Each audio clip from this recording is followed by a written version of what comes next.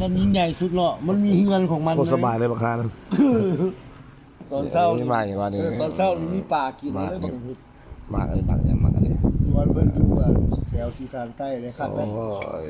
บรรยากาศ ไปย่ำไปหน่อไม้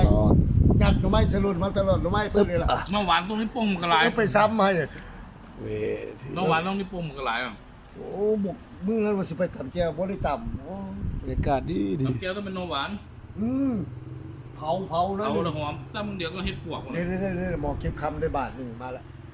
โคตรโชคดี เก็บคำได้บาทหนึงไปไหนหน่อย แกงวะ หมอ ตู้นี่ล่ะ ดงจี ดงจีโอนแผนกครัว กินเบียร์เปล่าๆบ่เว้าลาวก็ได้บ่เจ็ดหยัง นี่กินเบียร์นี่แซ่บเติบเบียร์มังกรทอง ป้ากินน้ำกระท่อม คักเลย จะขึ้นน้ำกระท่อม บอกว่าเป็นน้ำเผากินนั่น หอมเคลื่อนโออิชินี่จ้ะวะ แม่นคือ แล้วมันไป